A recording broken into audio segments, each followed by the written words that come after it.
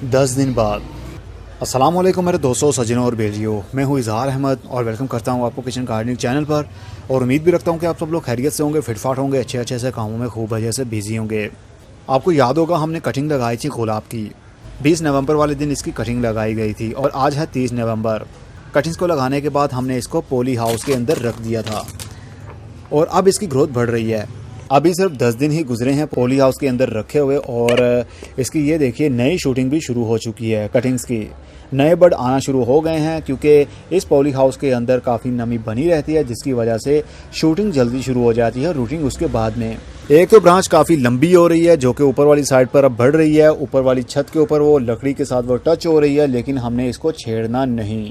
Cutting जिस गमले के अंदर एक बार लगा दें, बार बार उसकी जगह चेंज नहीं करते, क्योंकि कटिंग अगर नीचे से हिल गई तो उसकी रूटिंग शुरू नहीं हो पाएगी। एनीवे इसकी ग्रोथ तो अभी हो रही है, फिलहाल इसको इसके हाल पर छोड़ देते हैं। बस ये ख्याल रखिएगा कि पानी का मॉइस्चर ख़त्म ना होने पाए, मतलब मिट्टी हर वक्त थोड़ी सी नम रहनी चाहिए। बहुत ज़्यादा पानी नहीं देना और ना ही बहुत कम पानी। अब देखते हैं उसका रिज़ल्ट जो पानी के अंदर लगाई थी। जो पानी के अंदर हमने कटिंग्स लगाई थी, इनकी रूटिंग शुरू नहीं हुई है, मतलब कि नीचे से जड़ें इसकी शुरू नहीं हुई, लेकिन ऊपर से लग रहा है जिस तरह पत्तों की ग्रोथ, मतलब ब्रांचेस, नए बड आना शुरू हो रहे हैं। हर 3 से 4 दिन के बाद इसका पानी मैं चेंज कर रहा हूँ ताकि पानी के अंदर फंगस एक्टिव ना हो। होपफुली इसका रिजल्ट भी अच्छा मिलेगा, लेकिन ये तो टाइम बताएगा। फिलहाल इसको इसके हाल पर छोड़ देते हैं। ये आप पानी की नमी फील कर सकते हैं पॉली हाउस के अंदर का रिजल्ट, मतलब ह्यूमिडिटी लेवल इंक्रीज है। सुबह के टाइम ह्यूमिडिटी लेवल कम हो जाता है। ये मैंने टेम्परेचर मीटर भी लगाया हुआ है जो टेम्परेचर भी बता रहा है और साथ में ह्यूमिडिटी भी। जो 35 है ये है ह्यूमिडिटी। दिन के टाइम ये कम हो जाती है और जैसे ही रात होती है तो 55 पर ये पहुंच जाती है नमी इसकी, मतलब कि 50% ह्यूमिडिटी लेवल इंक्रीज हो जाता है इस एरिया में, जो कि पौधे की कटिंग्स की ग्रोथ के लिए बहुत अच्छा माना जाता है। जितनी ज़्यादा ह्यूमिडिटी उसका मतलब उतना अच्छा रिजल्ट और जल्दी रिजल्ट। 15 दिन बाद हमारी बहुत सारी कटिंग्स अब गल चुकी हैं और कुछ की ग्रोथ हो रही है। पानी वाले की तो आई थिंक बहुत ही बुरी हालत है, जैसा कि आप देख सकते हैं। किसी किसी की नई ब्रांचेस भी निकल रही हैं, जैसे कि ये बर्ड आप देख सकते हैं, ये निकलने की कोशिश में हैं और कुछ तो ऑलमोस्ट मर ही गई हैं और कुछ तो बिल्कुल गल गई। ये देखिए, ये बिल्कुल ब्लैक हो चुकी है, इसका मतलब अब ये किसी काम की नहीं है।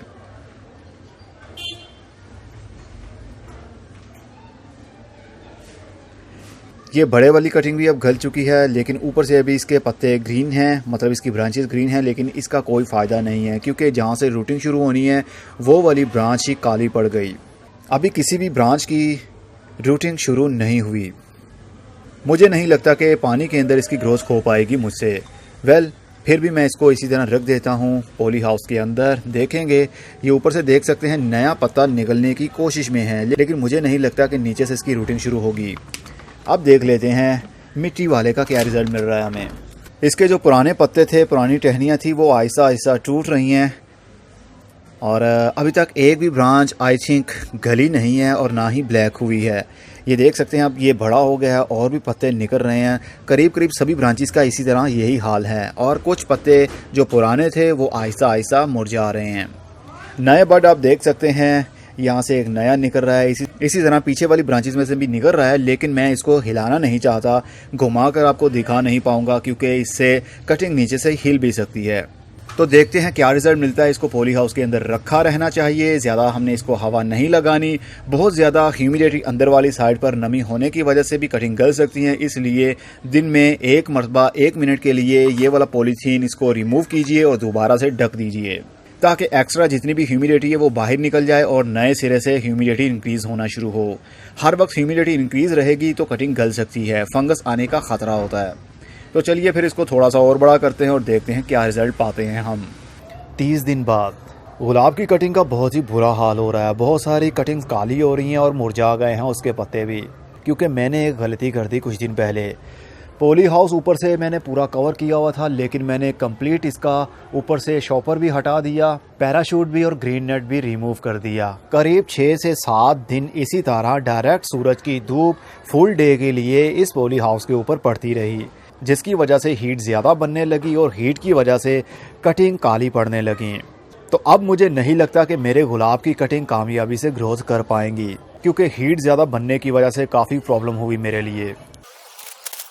पानी वाले का तो पहले ही मुझे लगता था जिस तरह ये ग्रोथ नहीं कर पाएगी, और कुछ पहले काली पड़ गई और कुछ अब ये देखिए ये भी बिल्कुल ब्लैक हो चुकी है और ये अभी ग्रीन है, ये भी थोड़ी सी अभी ग्रीन है, लेकिन अब मुझे नहीं लगता कि इसकी भी ग्रोथ हो पाएगी क्योंकि अब इसकी हालत भी बिगड़ने लगी है ओवर हीटिंग की वजह से। पॉली हाउस के अंदर ज़्यादा हीट बनने की वजह से ये प्रॉब्लम क्रिएट हो रही है। इसके पत्ते भी जल रहे हैं और जो हमने मिट्टी के अंदर लगाई थी उसका तो बहुत ही बुरा हाल हो रहा है। ये देखिए नीचे से कंप्लीट ये ब्लैक हो गई है, इसका मतलब ये सरवाइव नहीं कर पाएगी। और इसके ऊपर से पत्ते देखिए वो भी ब्राउन हो गए और इस कटिंग के भी ब्राउन हो गए और ये जो शूट निकल रहा था ये भी अब ब्राउन हो रहा है। मुझे नहीं लगता कि अब ये सरवाइव कर पाएगा क्योंकि ज़्यादा हीट मिलने की वजह से कटिंग को काफ़ी दिक्कत हुई, जिस वजह से अब ये देखिए ये भी ब्लैक पड़ गई है और ऊपर से इसका जो पत्ता निकला था वो भी अब ड्राई हो गया। अगर ज़्यादा हीट ना बनती इस एरिया में तो हमारी कटिंग्स कामयाबी से 100% ग्रोथ करती। अगर सब ग्रोथ ना करती 2 से 3 तो ग्रोथ कर ही जानी थी। लेकिन कोई बात नहीं, जो प्रॉब्लम हुई मैं आप लोगों के साथ इसलिए शेयर कर रहा हूं ताकि आप लोगों को भी पता चल पाए कि ओवर हीटिंग की वजह से भी प्रॉब्लम हो सकती है। पॉली हाउस ऐसी जगह पर होना चाहिए जहां पर मैक्सिमम 1 घंटे के लिए सूरज की डायरेक्ट धूप भी आ जाए तो भी चलेगा, लेकिन फुल डे के लिए सूरज की धूप आने की वजह से कटिंग हो या सीडलिंग हो, सीडलिंग के लिए तो अच्छी मानी जाएगी, सीड जल्दी जर्मिनेट हो जाते हैं, लेकिन कटिंग्स और छोटे छोटे जो पौधे होते हैं वो ग्रोथ नहीं कर पाते। पूरा दिन के लिए ब्राइट लाइट आनी चाहिए, मतलब सूरज की फुल रोशनी आनी चाहिए, ना कि डायरेक्ट धूप। अब कटिंग तो हमारी ग्रोथ नहीं कर पाएंगी। अब मेरा प्लान ये है कि ये वाला पॉली हाउस यहाँ से उखाड़ लिया जाए, मतलब कि हमने स्क्रू के साथ इसको लगाया था वो खोल लिए जाए पेच इसके और इस एरिया में रख दिया जाए। इस एरिया में फुल डे के लिए धूप नहीं आती, सिर्फ मॉर्निंग के टाइम सुबह के करीब 1 घंटा की धूप आएगी, उसके बाद में शेडी एरिया सारा दिन के लिए बना रहेगा क्योंकि इस साइड पर दीवार है और सूरज दूसरी साइड पर है, तो इस दीवार का शेड बन जाएगा, पॉली हाउस के ऊपर कोई प्रॉब्लम नहीं होगी। लेकिन मैं अभी भी तारीफ करनी इसकी बंद नहीं करूंगा पॉली हाउस की, क्योंकि इसके अंदर मुझे बहुत ही अच्छा रिजल्ट मिला। मनी प्लांट भी मैंने ग्रो किया और बॉन्साई ये देखिए इसकी एरियल रूट्स भी मैंने इसी के अंदर अच्छे से शुरू भी करवाई। ये जो आपको दिख रही है ये एरियल रूट्स यहाँ से जड़ें निकल रही हैं और आहिस्ता आहिस्ता ज़मीन के अंदर धंस रही हैं, इसके अंदर अच्छा रिजल्ट मिला। और ये जो गुलाब की कटिंग मैंने लगाई है रिसेंटली ही कुछ दिन पहले, जब मैंने ये वाला आधा ग्रीन नट लगा दिया था उसके बाद में मैंने यहाँ पर रख दिया, मतलब लगा दिया अपने उस गुलाब का जो लाल रंग का गुलाब का पौधा मेरे पास है, उसकी कटिंग्स बहुत सारी काटी और रख दी। मैं उम्मीद करता हूँ कि इनकी ग्रोथ होगी। और जो बुगनविलिया की हमने कटिंग्स लगाई थी उसका भी बुरा हाल हो रहा है, बिगड़ रही हैं वो, और पत्ते इसके आहिस्ता आहिस्ता बर्निंग हो रही है इनके ऊपर, क्योंकि ज़्यादा हीट मिलने की वजह से इनके पत्ते मुड़ने लगते हैं गर्मी की वजह से। तो आप जब भी कोई कटिंग लगाएं तो ये ख्याल रखिएगा फुल डे के लिए उस पॉली हाउस के ऊपर सूरज की धूप नहीं आनी चाहिए, सिर्फ ब्राइट लाइट आनी चाहिए, बहुत ज़्यादा रोशनी होनी चाहिए, लेकिन डायरेक्ट धूप नहीं, क्योंकि धूप में गर्मी होती है और गर्मी ही प्रॉब्लम क्रिएट करती है कटिंग्स के लिए। इसी उम्मीद के साथ मैं चलता हूं कि मैं भी कोई ना कोई कटिंग तो अभी भी हमारा साथ दे ही जाए। एक कटिंग भी अभी ग्रोथ कर गई तो मेरे लिए यही खुशी की बात होगी, और उस पौधे के थ्रू मैं और बहुत सारे पौधे बनाऊंगा। अब मैं चलता हूं, खुदा हाफिज, good bye, see you and tata, और अपना बहुत सा ख्याल रखिएगा।